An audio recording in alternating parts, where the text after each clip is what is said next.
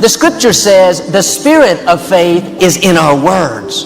When you say, I am blessed, I have favor, I'm coming out of debt, angels go to work. Good breaks will find you. The right people will track you down. And you can think positive, you can believe for favor, that's good, but nothing happens till you speak. The miracle is in your mouth. There is healing in your mouth. There is freedom in your mouth. There are new levels in your mouth. Negative thinking is a major problem because you've got to get control of this. You actually can control what this does. No one else is in charge. If the devil is in charge, it's because you gave him permission. You allowed him in. If God is operating up there, it's because you gave him permission. You allowed him in. It's a very, listen to me, it's not a magic trick, man. If you want to be successful, you have to get control of this. Like I was telling her earlier, look, you can eradicate negative thinking from your life. Now, it's not going to say you're not going to ever have a negative thought. That's not human. I have them, but I don't have them nowhere near as frequent as I used to because I learned what they are, how they work. I get rid of them. I don't have time for you. I'm on a positive track. I got things I'm trying to accomplish. I'm trying to be successful and I'm trying to be happy. If you're trying to be successful or happy, you have no room for negativity. The best way to mask yourself from negativity every morning is to start with gratitude. I'm telling you, man, it's a very simple process. Now, there are some books that you can buy. There's Norman Vincent Peale's The Power of Positive Thinking. It's a very old book. It's only in paperback. It's called The Power of Positive Thinking by Norman Vincent Peale.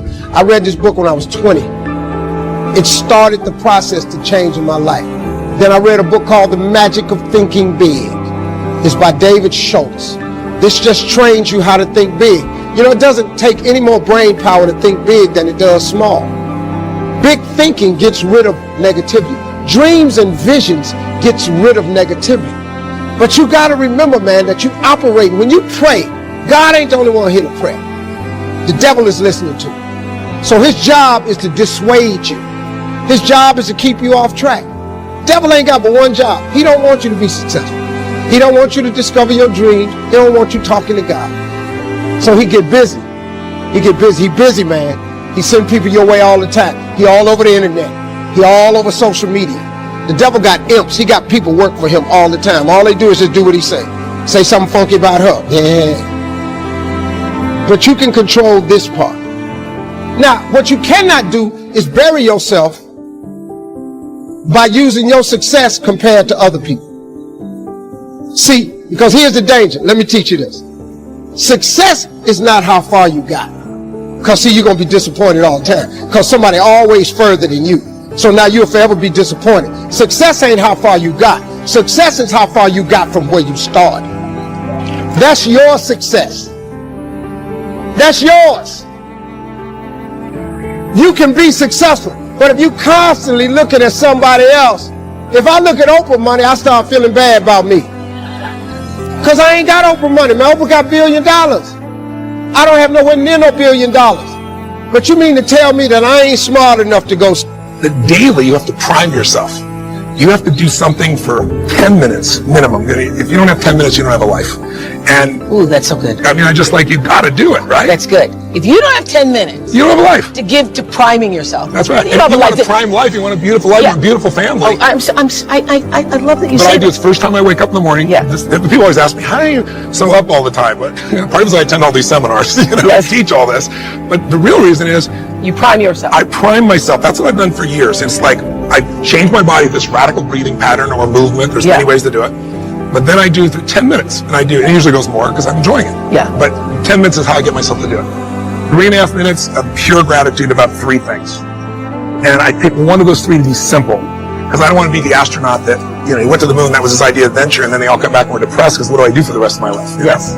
So the wind in my face, my children's faces, anything. And the reason for gratitude is the 2 emotions that mess us up the most are fear and anger. Yeah. And you can't be grateful and fearful simultaneously. They don't go together. And you can't be angry and grateful simultaneously. So if you literally start your day cultivating that, this part is talking about creating a highway to happiness. Yeah. And then I do 3 minutes of my 3 to thrive? What are 3 outcomes or results I'm really committed to, and I see them as done and felt? And in 10 minutes, that day? I usually look at something at 6 months, 12 months out. Wow. Something that's a little bigger. And then what I feel is fulfilled and done, and I get thanks for it. And you're at the end of those 10 minutes, and usually it's 15 or 18 for me, I am so wired. Now, I've done that for years. It's been the basic. What's different with suffering is measuring it moment to moment over. And then the third one for me is, okay, how do I love more? Love to me is an action. It's not a word, it's not an emotion. It's like, if you love, you act accordingly. So love, and what can I do in a loving way, and then what can I be grateful for? And that little 3-step process ends the suffering. 70% of the time, people live in stress, and living in stress is living in survival. Now, all organisms in nature can tolerate short-term stress. You know, a deer gets chased by a pack of coyotes. When it outruns the coyotes, it goes back to grazing and the event is over. And the definition of stress is when your brain and body are knocked out of balance, out of homeostasis. The stress response is what the body innately does to return itself back to order.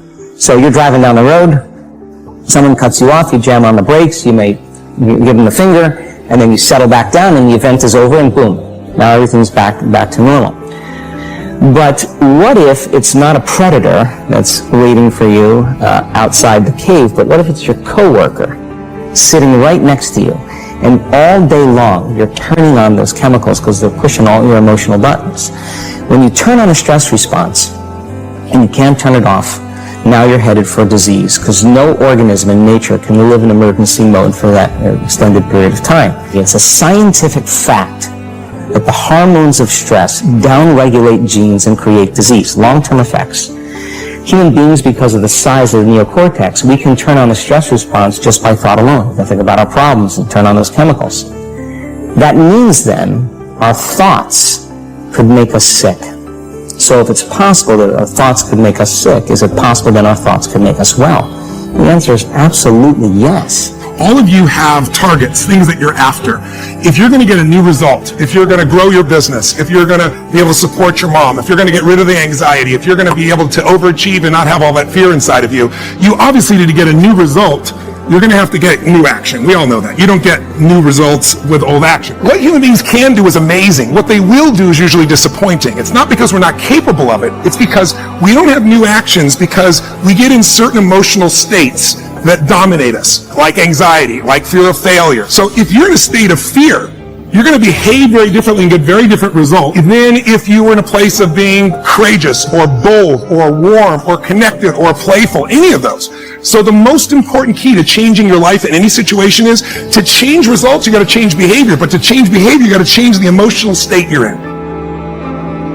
The fact is this: you are playing the program 95% of the day, meaning your life is a printout of your program.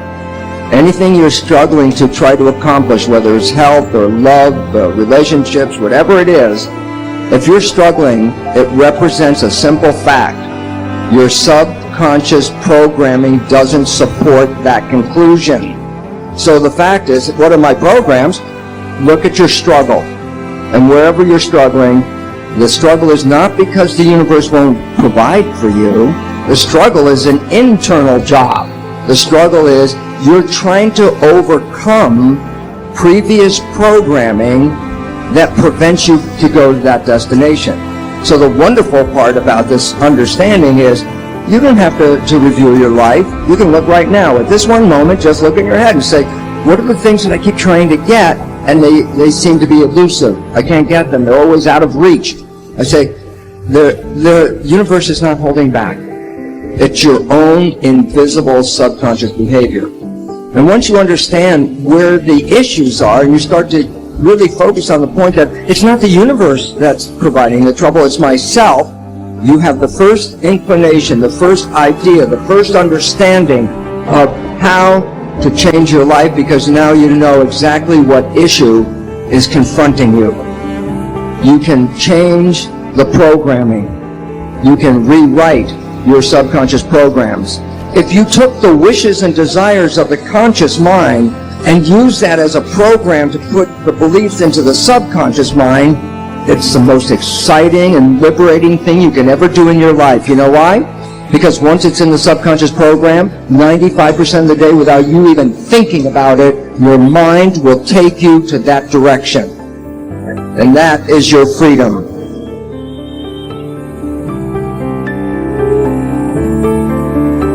I define concentration as the ability to keep that awareness on one thing for a prolonged period of time.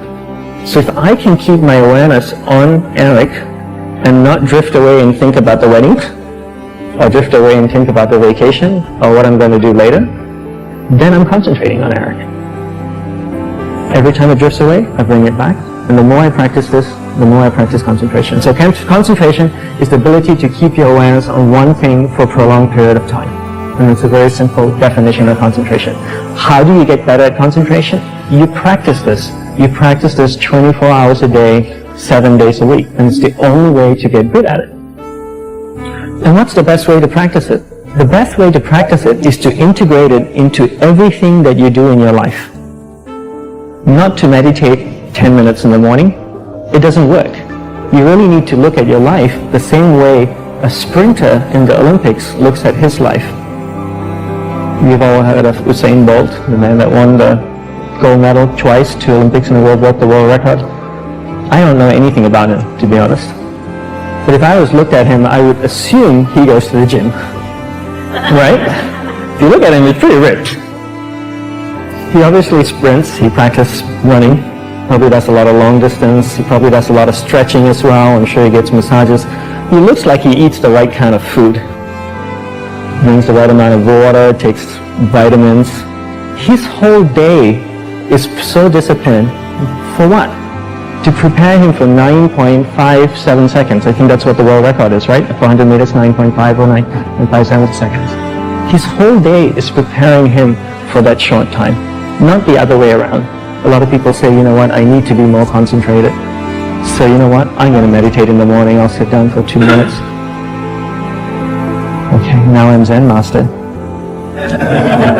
And the remaining 23 hours and 58 minutes, they just go about being ordinary and crazy. How does that work? How would you change? It's not balanced at all. So for 23 hours and 58 minutes, you were not being concentrated. You allowed your awareness to jump from one thing in your mind to another thing, to another thing, to another thing, to another thing, in an uncontrolled way. What would you be good at? The best way to do it is pick a few opportunities in your everyday life. For example, we all speak with people. When I speak with somebody, I give them my undivided attention. I keep my awareness on them, and the conversation is really brief. Why? Because we're concentrated. We're not being distracted. A 10-minute conversation normally just takes 3 minutes because you're just so focused. And out of a prolonged concentration comes the wonderful power of observation.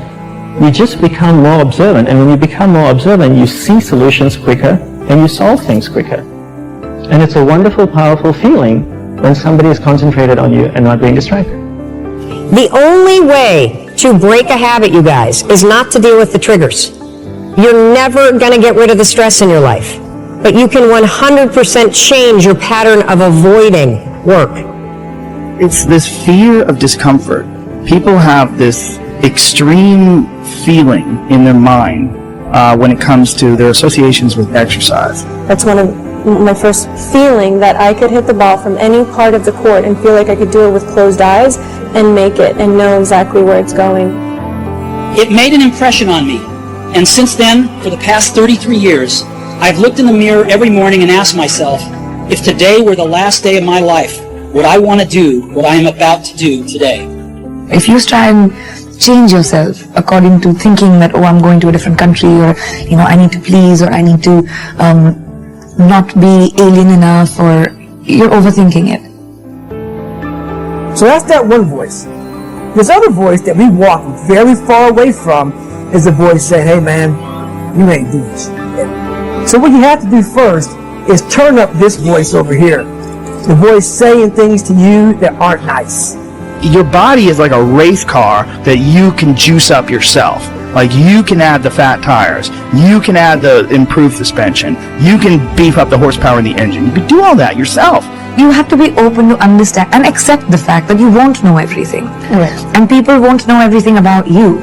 So it's an education. I'm enjoying so much You have to accept your uniqueness. Yeah, I want to do things that people are like, oh, she's doing that. I look for things like that. Whether it's acting, producing, I don't know what it'll be. I don't know. If you want to be an anomaly, you have to act like one. Like, people want all these special things to happen, but then they're acting like everybody else. Victory. I wanted to win. Not like beat somebody else. It wasn't about that. I just wanted to go the distance. Everything in my life, when something got hard, I quit. It's this whole new perspective on it. And I think the ease of suffering is always in presence. You know, when you're in presentness, truly locked in presentness, there is no suffering. There can be pain, but no suffering. Suffering is something created by our own mind. We all think our stuff is the best, and like, I get that. But yeah, that would be my advice, only because that also is liberating. To me, everything's about breathing, right? Like, to me, everything is about, like, take full ownership for everything, and then everything gets easy, because then you're in control. The more I did this, the more I gained confidence. And then the more I gained confidence, the more I realized I was just sacrificing. And then through that, all these different tools started coming up. But I would have never found these tools if I didn't put myself in a very uncomfortable place.